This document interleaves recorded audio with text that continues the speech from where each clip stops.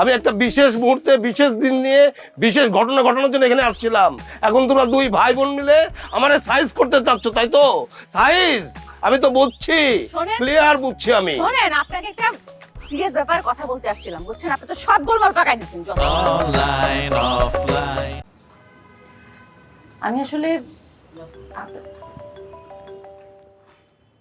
এই যে শায়দ ফোন করছে। তো কি হয়েছে? কি হয়েছে মানে? ও যদি জানতে পারে তুমি আমার সঙ্গে ডেটিং করতেছো, সে কি আস্ত রাখবে আমারে? এক্সকিউজ মি, ডেটিং করতে আসছি মানে? ডেটিং মানে তুমি যে আসলা, আমি যে আসলাম, এই যে দেখা করলাম, এটাকে ইংরেজিতে ডেটিং বলে।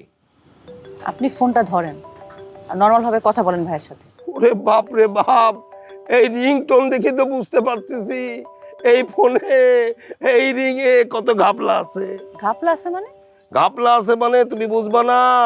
ওই যে রন্টু লিকার বেশি দিয়ে এটাকে ঘুটে দেবে। ও যে আবার পাঠাইছে, এখন আমি ক্লিয়ার, ও একজন গুটিবাজ। ও সাহেবকে সব বলে দেবে, আমারে মহাবিপদের মধ্যে ফেলে দিছে ভাই।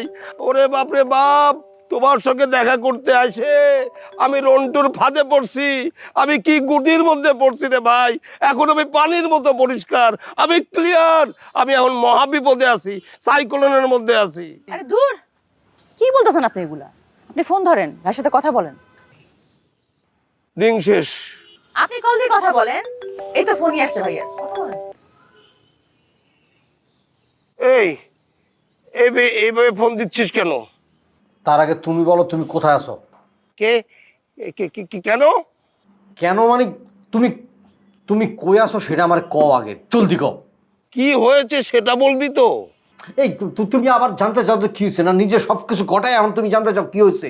তোমারে না মানে তোমার বেশি সাহস হয়ে গেছে না? দেখ শাহেদ, আমি একটা কথা বলি, এখানে আমার কোনো দোষ নাই। তোমারই দোষ, সব দোষ তোমার। তুমি বুঝে শুনে এগুলো করছো। আরে ভাই, আমি আবার বলছি আমার কোনো দোষ নাই, বিশ্বাস কর আমার কোনো দোষ নাই। তুমি সব করছো, তুমি নাটের গুরু, সব দোষ তোমার। বলছি না আমার কোনো দোষ নাই, আমার ফোন দিয়ে ডেকে নিয়ে আসছে। তোমার ডাইকে নিয়ে আসছে কে?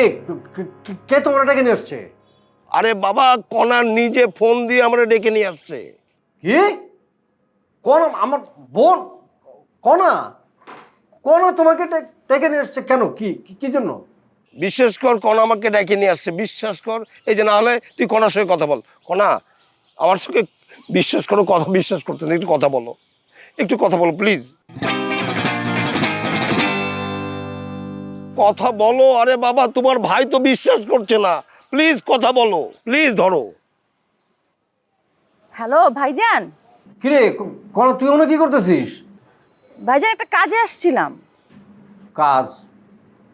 ইমনের সাথে তোর কি কাজ? আছে একটা। তো কি কাজ আসে তুই আমাকে বলবি না? আমাকে তো কিছু বললি না। আচ্ছা ভাইজান, আমি বাসায় এসে কথা বলি, এখন রাখি। হ্যাঁ,